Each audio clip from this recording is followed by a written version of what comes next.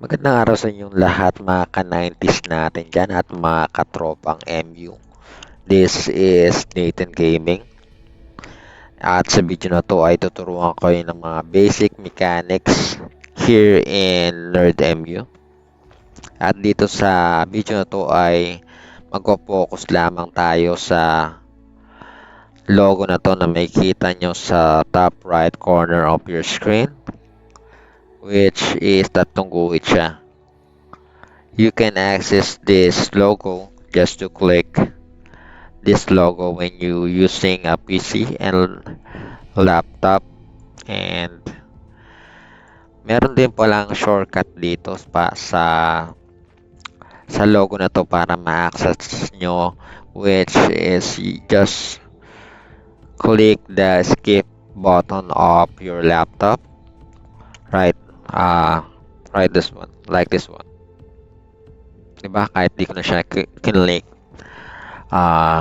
na-access ko na siya by pressing my skip button of my laptop. Uh, the first logo here is, you can see, is the gear logo, camera logo, shop, inventory, character, guild, event, special roulette, gift code, and my account. Uh, Mag-umpisa muna tayo dito sa gear logo natin. Itong logo na to is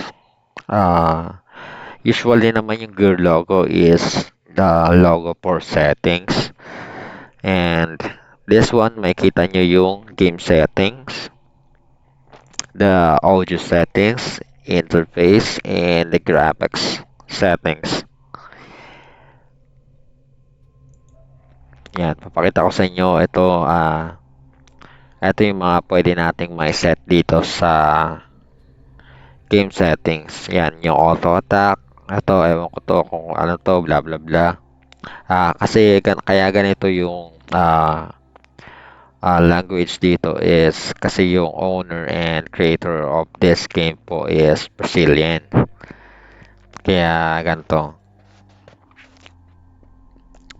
And auto control, auto potion, master health bar. Kung gusto niyo makita yung health bar nung mobs. And kung gusto niyo makita yung mga player names kapag nasa salubong nyo sila dito, i-on nyo lang siya. And next one is the audio. And kung gusto nyo lakasan yung audio nyo, dito yan. Ayan. Pero kailangan nating magkarinigan dito kaya hinaan natin siya. Medyo mahina pa naman yung boss ko kasi first time ko palang gumawa nitong video na to. Medyo nahihiya pa si Nathan Gaming. Kaya sana i-like nyo at like, share, and subscribe my channel just to support me. At next one, balik tayo sa ating tinuturo. The interface. Ayan. Kung saan nyo gusto makita yung chat. Yan yung chat bar natin. Ako kasi nilalagay ko dito sa left corner. Kasi pag nag-hunt ng red dragon at gold dragon, medyo mahirap ka siya pag nasa gitna kasi nakiklik mo kasama sa mapa.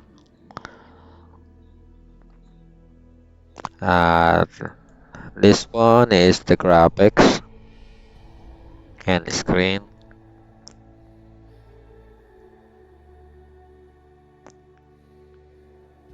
Disable effects. Sa akin kasi hindi ko din-disable yung effects kasi mas gusto ko talaga nung ma-effect siya para ganahan ka na maglaro pa.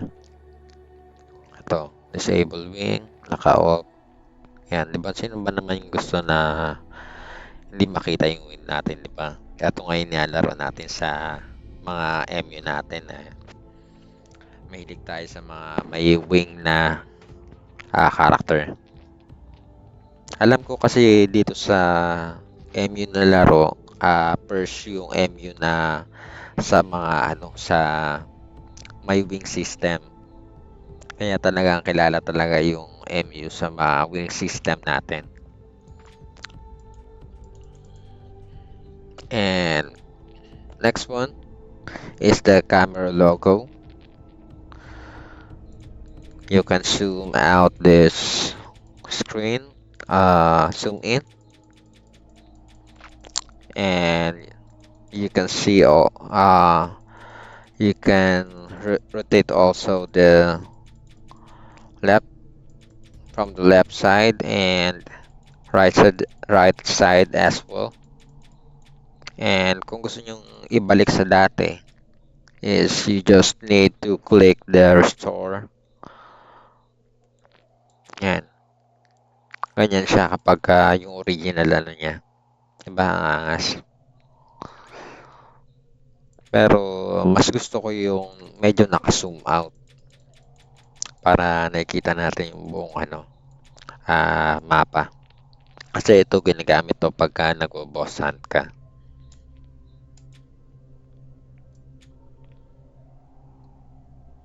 And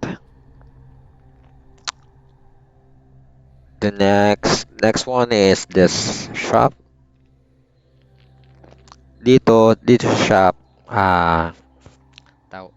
tawag dito, dito sa shop, dito ka makakabili ng mga items mo, ng mga classic items at saka mga pang PvP items natin sa website.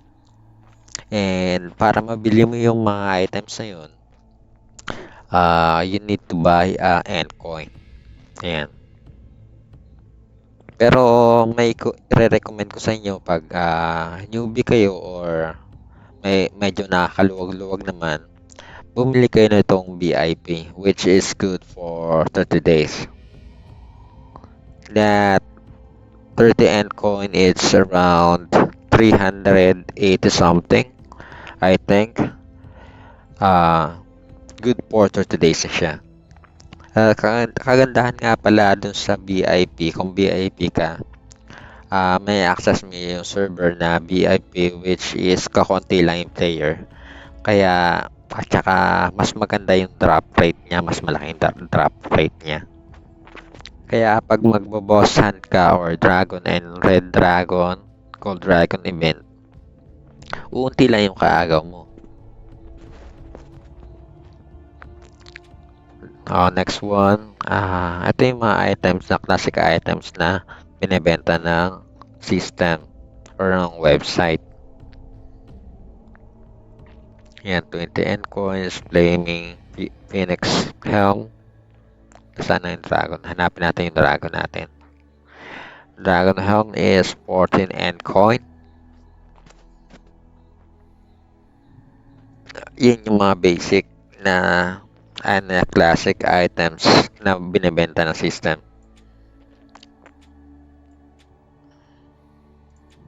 Yun lang. Dito, makakabili rin kayo ng mga mas malalakas na mga items, mga rare items. Just need to scroll. Katulad na to, malalakas na item na. 1,250 Endcoin na siya.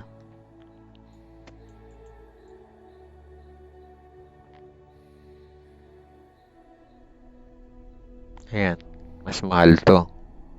Ito ngayon yung set ko. Pero hindi ko siya kompleto kasi nabili ko lang siya sa market. Which around 1,300 kung i-convert mo sa pera natin, sa peso. Ito yung ngayon. Pero nabibili rin kasi siya ng jewels. Kaya maganda rito kahit free to player ka lang, free to play free-to-play player ka lang, makakabili at makakabili ka ng, ng gamit. Medyo nabubulol pa ako Pagpasensyahan nyo na guys kasi first time ko talaga gumawa na tong video na to. Ah, okay, next is the inventory. And you can access as well the inventory just to click letter B as in victory on your keyboard.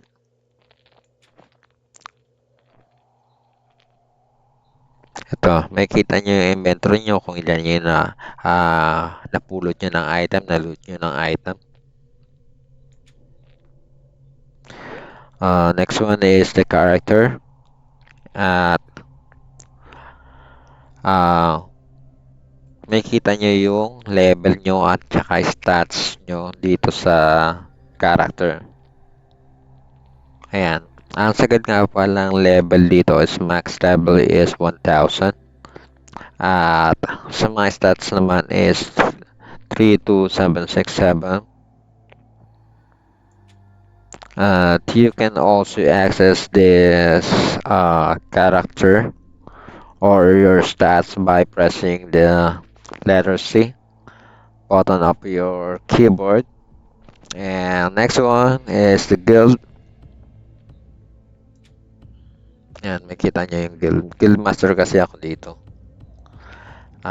Yan, ayan yung guild natin. Guys, pwede kayong sumali ito kapag nag-create kayo or nag-install kayo nitong Nordemu. Hanapin nyo lang si Yuri Shane. Hanapin yun. At shortcut key natin dito kapag gumagamit kayo ng PC and laptop is just press the letter P button of your keyboard. And next one is the event schedule. Ayan. Makita nyo, napaka-active ng events natin dito sa NerdMU. Time to time, merong mga events and magamit itong events na to sa pag-build at pag-upgrade ng character nyo. Like this one, 30 minutes mag-start na siya. Golden Dragon. Yung Golden Dragon, ang drop niyan is jewels, which is you can buy an item by using jewels. Ganon din dito sa Red Dragon. Ganyan din yung event na yan. Magkakalat yan dyan sa Nuria, sa Debias, sa Lorencia. Ayun, hahanapin nyo yan lahat. Meron drop rin yan na FO items. May mga items din yan, mga excellent items yan. Usually, drop yan 4 option, 3 option. And the rare one is the FO item or full option item. Yan. Meron naman tayong GC dito guys kung gagawa kayo or magjo-join kayo sa game na to. Mag kahit mag-chat lang siguro kayo sa akin kung gusto nyo or hanapin nyo lang si Yuri Shane sa map ng VIP, sa spot, sa main server na kahit saan dyan ako. Tumatambay ako dyan. And balik tayo guys sa inaaral natin or nire-review natin. Sa event tapos na tayo and next one is the special roulette. Atong roulette na to, makakapag-roulette kayo kapag nakuha na kayo ng 25 points. At yung points na yun, kuha natin sa MR reset. Every MR reset nyo is makakuha kayo ng 2 points. Ayan. May 14 points na ako kasi medyo newbie pa lang din ako dito sa NerdMU. Ayan yung mga pwede nyo makuha.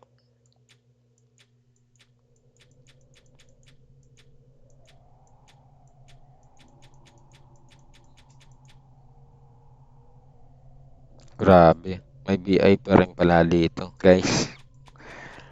Mga katropa, may BI pa rin dito. Pwede nyo makuha. Dito nga pala, information lang dito sa set na to. Lightning Hawks set. Ah, this one is equivalent to 600 pesos ngayon sa panahon na to. Yan. Kabebenta ko lang nung set ko na to para mabili tong set na to. Benta ko siya ng GCash. Sabay, binili ko rin to ng GCash. Ganun lang yun. Pwede kang mag-ipon ng Jewels.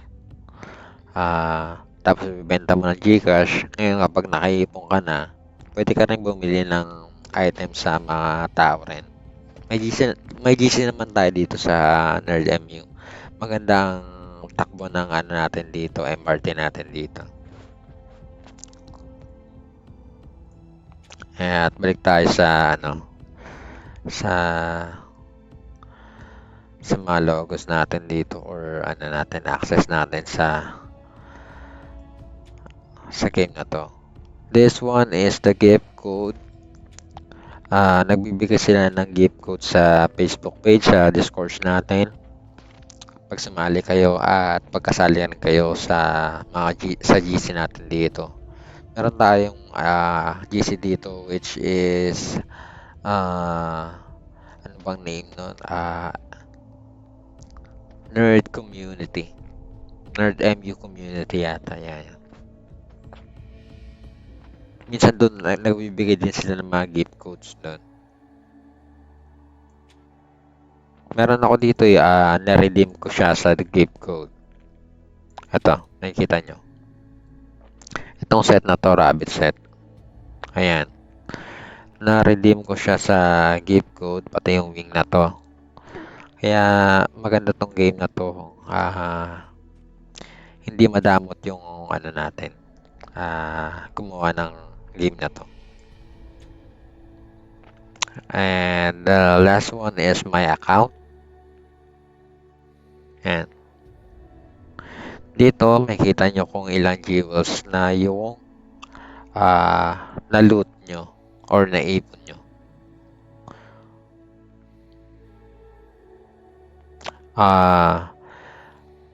Halimbawa, pag nakalot kayo or nakaipon kayo ng mga jewels at napuno na inventory nyo, basic information lang na po pala natin is i-mix up nyo yun kay Lahap, which is gagawa ko ng separate video about dun.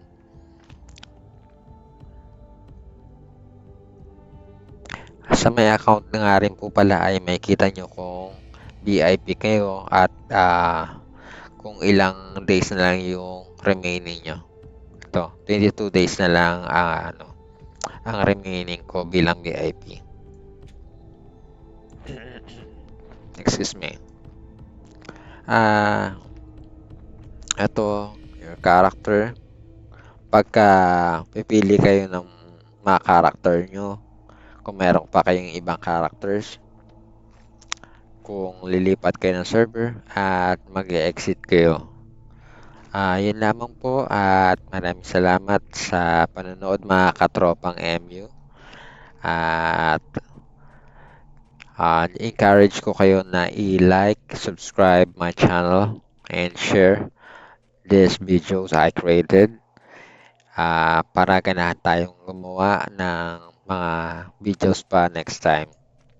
Thank you for watching mga katropa and sana like nyo and subscribe ang aking channel. Maraming salamat and have a great day mga bossing. Thank you so much.